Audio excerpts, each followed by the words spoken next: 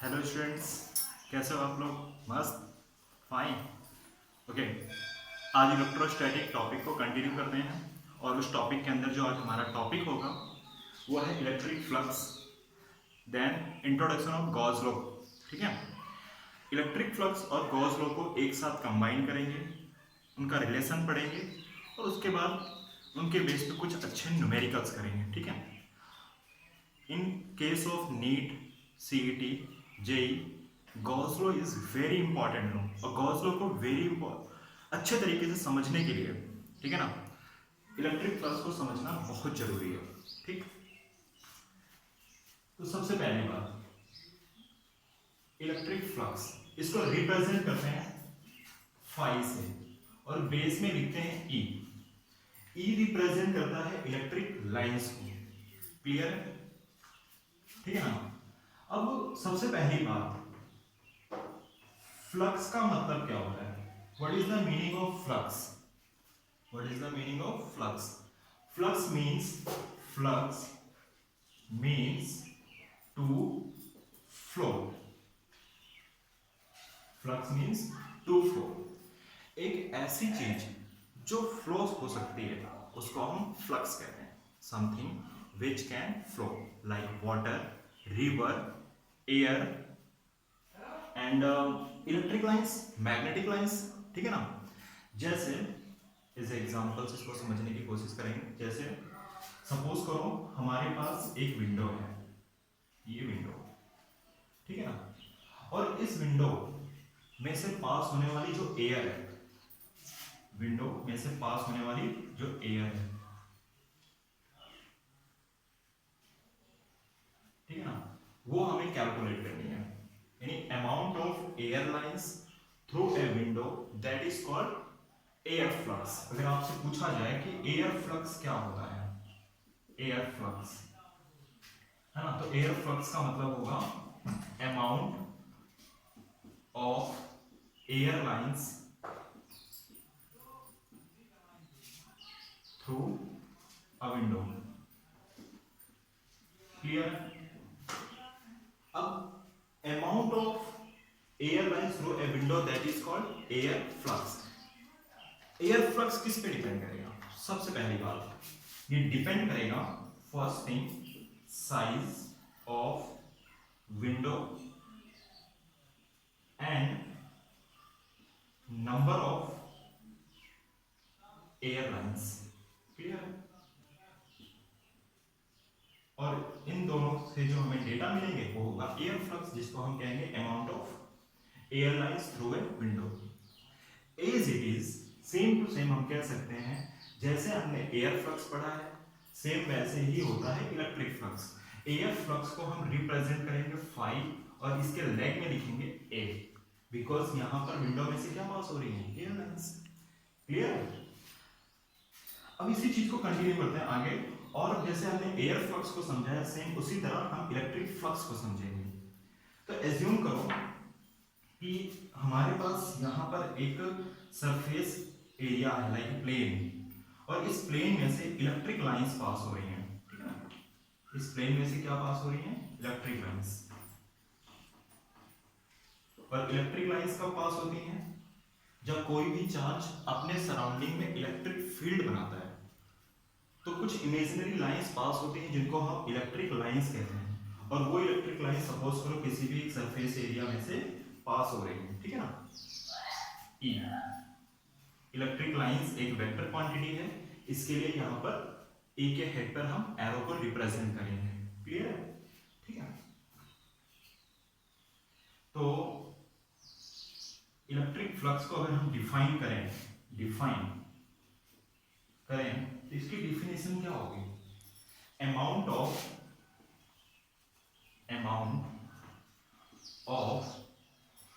Electric lines through a given surface area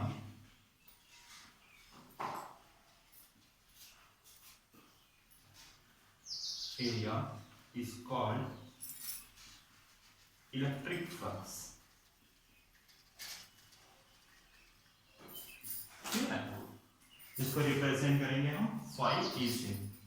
ठीक, इसको हम दूसरी लैंग्वेज में भी कह सकते हैं, number of electric lines passing through a close surface area, that is called electric flux.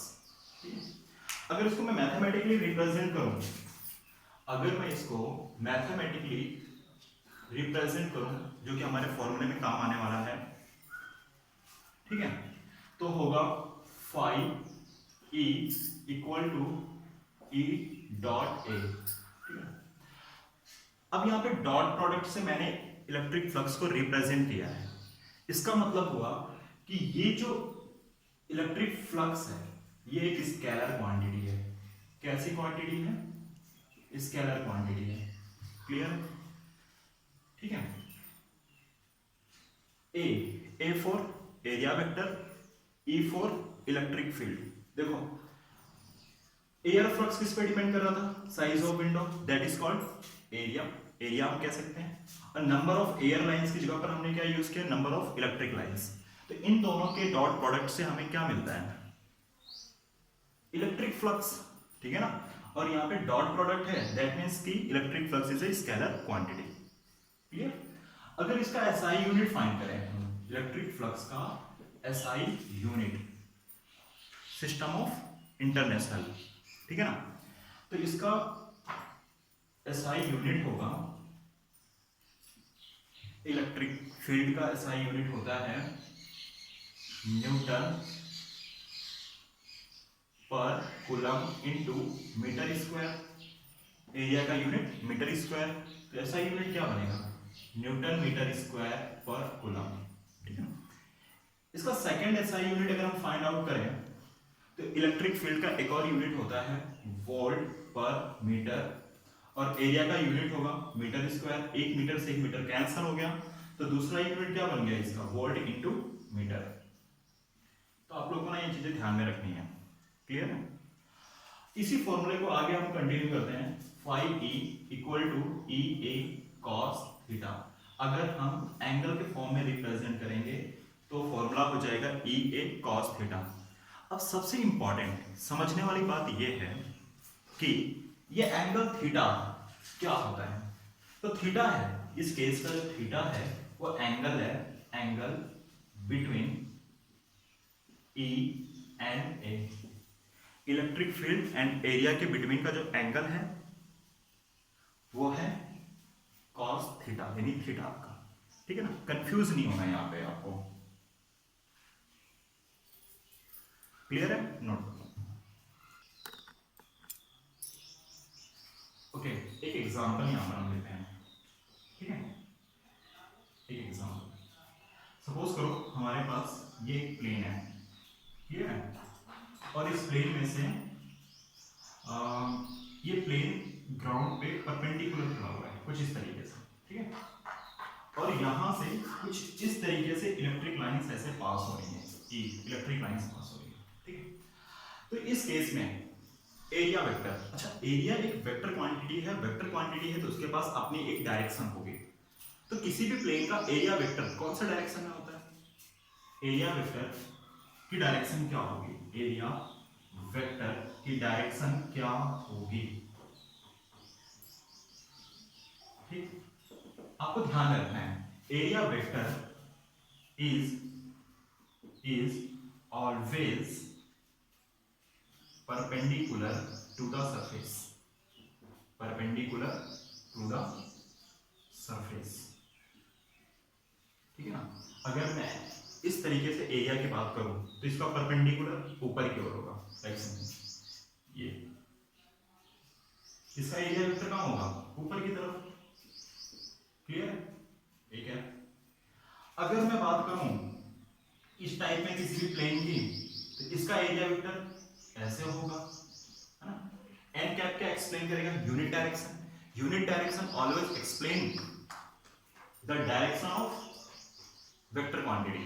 ठीक है, तो आपको ध्यान रखना है area vector is always perpendicular to the surface. तो जो ये प्लेन मैंने यहां पर ड्रॉ किया है, इस प्लेन का एरिया वेक्टर कौन से डायरेक्शन में होगा?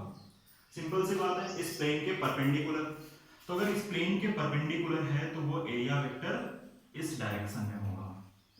क्लियर हुआ? एरिया वेक्टर और ई के बीच का जो एंगल होगा वो होगा एंगल थीटा। तो इलेक्ट्रिक फ्लक्स के लिए ई का कौन सा कंपोनेंट रिस्पॉन्सिबल होगा? ठीक है ना, इलेक्ट्रिक फील्ड एक वेक्टर क्वांटिटी है तो इसके कंपोनेंट बनेंगे। अगर कंपोनेंट बनेंगे तो कौन सा कंपोनेंट इलेक्ट्रिक फ्लक्स के लिए रिस्पॉन्सिबल है? सिंपल सी बात है, इसके दो कंपोनेंट बना लो तो इलेक्ट्रिक फील्ड का एक कंपोनेंट यहां पर आएगा ई कॉस थीटा। ठीक है ना, तो ऐसे केस में जो इलेक्ट्रिक फ्लक्स होगा वो हो जाएगा ई कॉस थीटा इनटू ए, और फाइनली आपका फॉर्मूला बनेगा ई ए कॉस थीटा। ठीक है ना, क्लियर हुआ सभी को? Area vector is always perpendicular to the surface, और इस तरीके से आप इलेक्ट्रिक फ्लक्स को फाइंड आउट कर सकते हो। ठीक है ना, एक और एग्जांपल लेते हैं।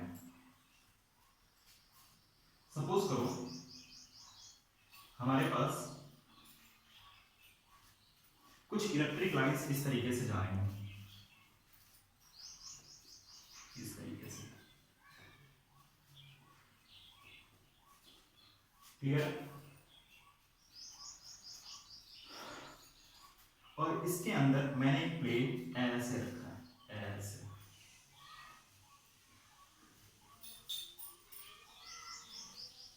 इस तरीके से।